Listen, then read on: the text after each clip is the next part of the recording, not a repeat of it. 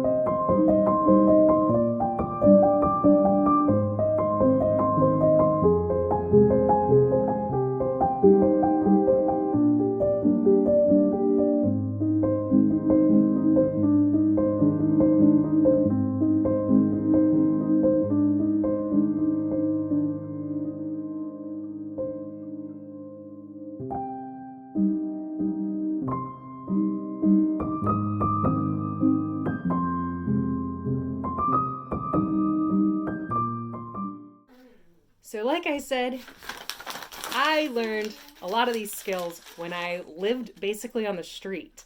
And a lot of you have seen those people. They're on the streets and they're asking for money and they're spanja and flying a sign. And I was one of them for a while. And so I know how to conserve resources really well. I have a house now and I have a family. Things are doing a little bit better for me. But yesterday, the power went out. We had a huge blizzard come in and it was thick, wet, greasy snow. Now we live in Michigan's Keweenaw Peninsula, which is way up here in the upper peninsula. So we're used to snow. It comes in, but it was really, really thick, really heavy. And it knocked a bunch of trees down. So the power's been out, and this is the longest that the power has been out since I moved here 5 years ago. Actually, the power company is very good about getting the power going quickly. So, what do we do when the power goes out? We have plans. We don't wait until the power goes out to run to the store to get supplies, because actually what happened in town is those sliding doors can't open and close, so people couldn't get in and out. Walmart, which is the largest store here in the Copper Country, it's closed. That's huge because most Americans only have 3 days worth of food on hand, and then the grocery store only has another 3 days. And so people don't have supplies, let alone water. Like, how do you have water stored up?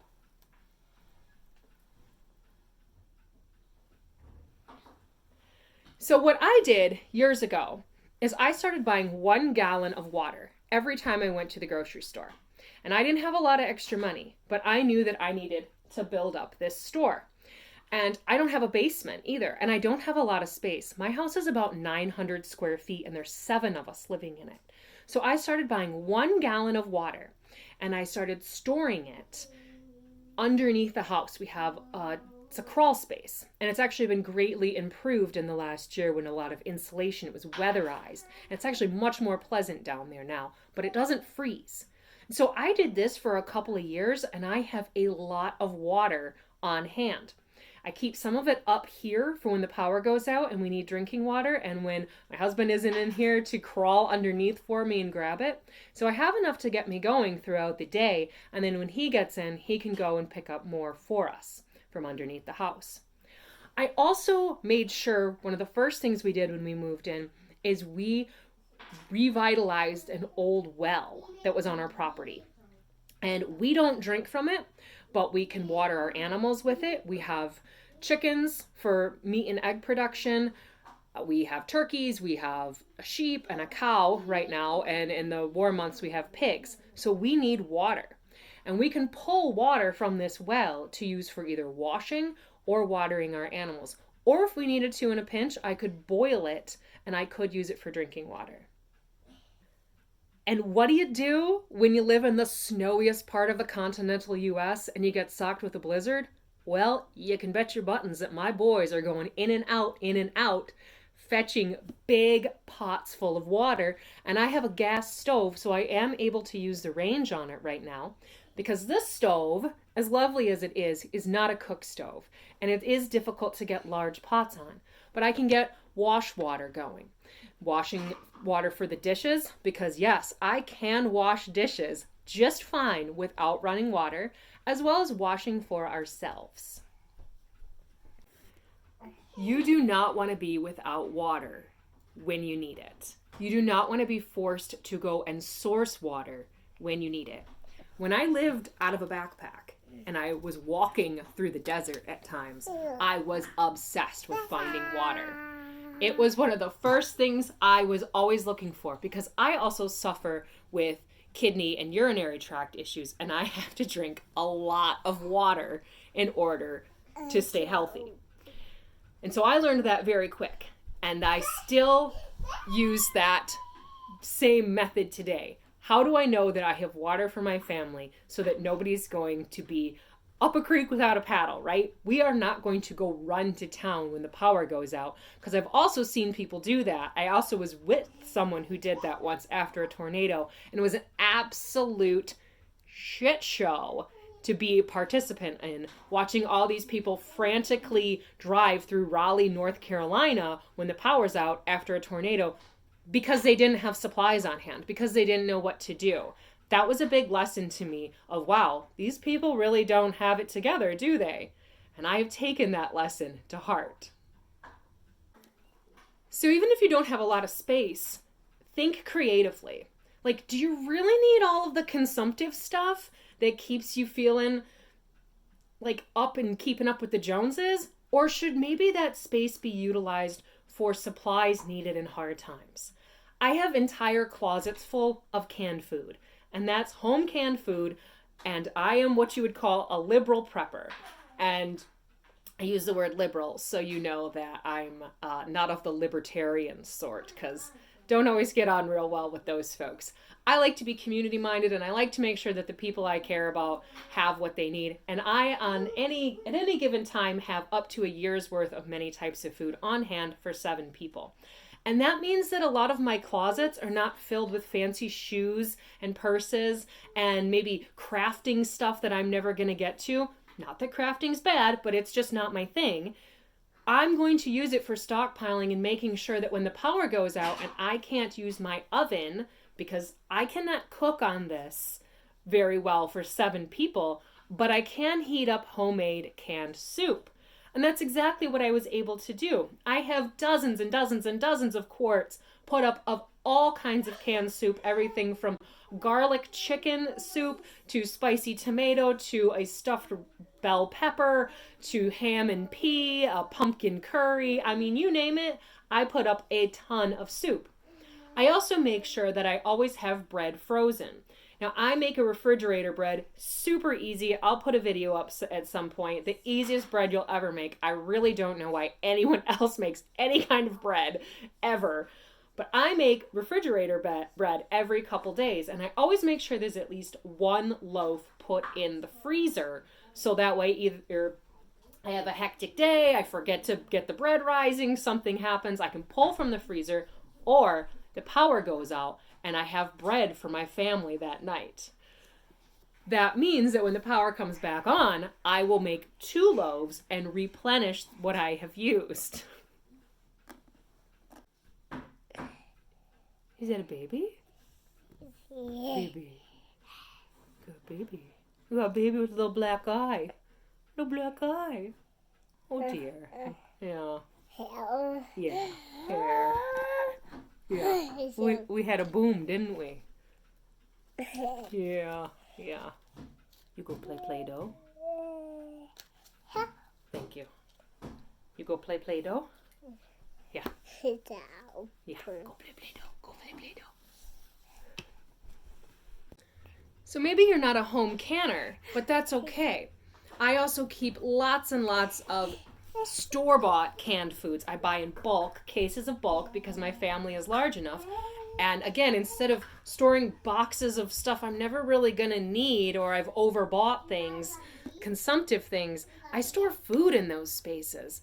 And so again, when the power goes out and there's a blizzard, or if I get really sick and I can't cook or something, whatever, there's so much food here that we are going to be okay. So I invite you to think about utilizing the space that you do have, because you probably can change some things around to make sure you have some of those convenience foods, shelf-stable foods on hand for a few days. And many of us have learned this, especially in the last 5 to 10 years with climate change. These disasters are getting much, much worse. And so unfortunately, a lot of people have had to learn the hard way. And I invite you to take from the lessons of those who have learned and listen and prepare ahead. Another way that I stay prepared is my medicine cabinet. Fully stocked. If you look at my kitchen counter, I am always making medicine for my family. And right now I have 5 kids with some phase of sniffle or cough. And that means that I am constantly replenishing tinctures and oxymils and fireciders and teas. And whenever I run out, I always make the next one. I have a running list of things that I need to make. I always keep at least two of everything on hand. Maybe that being like 2 cases, right? If it's like a case of spinach or something, canned spinach. But when I make medicines, I always make sure I have one in the rears. And when I pull that one out of the pantry or the medicine cabinet and I put it into use in the kitchen, I make sure to restock that right away. Because again, I never want to be up a creek without a paddle. And as things get harder in our country and things get more expensive, that means I'm actually paying less over time. Because the way inflation works is you're always, no matter what, always going to pay more in the future for a good that you have today. Inflation might slow down, but it doesn't ever stop, right? That's a really terrible thing about our economic system. It's never going to decrease. And so that means I'm paying less for food that I consume in 2025 because a lot of it I purchased either earlier in the year or even last year or put up, and I make sure to rotate through it. Not only do I have medicines on hand, but I have basic home health tools. I have a lot of bandages. Make sure I have heating pads. I have salves, things for cuts and scrapes and infections and all kinds of stuff to use in a pinch or just to use every day. Because if there's a blizzard too, do you really want to be going into town? What if the hospital doesn't have power? I don't know. I heard in town it was really bad. I mean, if Walmart's closed, it's really bad. With a neighbor last night, did she need firewood, and her stove isn't working right now. So I'm not sure how she's doing this morning. The rest of my family went to go check on her, but we want to make sure that everyone is warm enough until the power comes back on, because if you rely on a furnace, which most people do, this is a really hard thing to deal with, because not only could you be really cold and that could lead to big problems for yourself, but like your pipes could freeze and all that stuff. And if it's just you alone, well, that's terrible. So what's your plan? Do you have a place to go? Do you have a way to safely heat your home or a room in your home to get through a few days, especially if you're in a really cold climate like I am? Now, thankfully, it doesn't get bitterly cold here in the Keweenaw, and that's because Lake Superior insulates the region, but it means we get an enormous amount of snow. So snow is our biggest pain. We have to be able to move it, to work with it, and just to deal with it, but to also utilize it as a resource, as cleaning water. Well, that works just fine too. Making sure you have ample firewood on hand and you know how to use your stove, it's cleaned, it's ready to go. Can you use it to heat up food? This is our lunch right now. This is a gravy and steak over egg noodles that I made a few days ago. This is our lunch. And do you know what to do? Do you have a plan? Especially if maybe you're a young person and you weren't taught these skills by your own family, or if you come from if you're moving from one climate to the next, like what do you need to learn to keep yourself safe so that you're not up a creek without a paddle? Because let me tell you, when you're out there on your own and you have to rely just on yourself to get food and water, and in my case where I learned how to do a lot of these skills, I was sleeping outside and I'd have to truck in and get water from spigots, and I'd have to make sure that I had enough food, and how am I going to cook it? It's really tough. One way that I learned how to wash dishes without running water and wash them effectively is by watching videos on YouTube of people who live in villages throughout the world. There's some that you can watch of nomadic people who live up in the tundra. They're reindeer herders. And there's ones I've watched of people in Afghanistan and Iran and really all over the world. And watching those women do their work, cooking and cleaning, not only does it support the channel, which hopefully helps bring some income to these people, but it also can teach you the skills that we largely don't have anymore because our lives are very convenient and we have so many amenities and ease at our disposal. So I invite you to think about just searching like village life and watching some of these folks who live in very challenging situations, their climates, their cultures, the socioeconomic issues that they face, and how do these people make it through the day. That's how I learned to wash dishes and how to make things work the best that I can in hard times. Something else that we use is we have oil lamps that we have throughout the house. You have a couple of them, and then I have a lot of candles so we can light without using batteries or kerosene or anything like that. We do have lots of flashlights, and we're using them as well, but having these on hand and ready to go is really nice when the power's out. We also do have a generator, but we haven't hooked that up yet because I like to rise to the challenge. Can we get through a few days with no power? My biggest concern right now is actually I have a load of laundry in the washing machine. The power went out right when the washing machine started. So I'm a little worried. I might actually chuck it out into the snow so it can freeze and it doesn't start to rot or anything. But I'm also hearing that the power is supposed to be on later today. So I will just see what I feel like doing and how to solve that problem, because I don't want to wash that by hand. So it is actually Thanksgiving Day here when I'm filming this, and we were actually taking Thanksgiving off this year. There's been a strange health issue in the house that has taken up a lot of my time, and I've had to investigate it and work on it, and we didn't have a turkey raised up this year that was big enough to butcher, so we were actually skipping Thanksgiving. We have a big old smoked ham that we're going to warm up, fully cooked, already thawed, pulled it out of the freezer last night, and we're going to have that tonight. We have some salad greens from the waste stream that we source, and I can fry up some hush puppies or corn fritters on the range, and that's going to be our supper tonight. And we've wished our neighbors who sometimes we spend Thanksgiving with, we've wished them well, but this year we're just stepping out. We just didn't have it in us this year, and especially with the power being out, I think a lot of folks are having to pivot really quick on what they're going to do for this holiday. But we have a plan, and I hope that you can think a little bit more about this as well. There's lots of information out there. There's lots of sources, and I wanted to put my 2 cents in because a lot of these skills also I did learn from more right-wing preppery type people, and there's not a lot of us on the left that are talking about this or practicing or living this way. I find I'm just one of the few out there, and I'd love to connect with you. I'd love to hear your thoughts. What do you do? What did I forget to mention? Because I'm sure there's a whole bunch of stuff, right? What do your people do? What do you do? What would you like to do? What would you like to learn more about? Was there something that I spoke about that you're like, well, I didn't even think about that? Drop it in the comments and let me know. And I love talking about this stuff.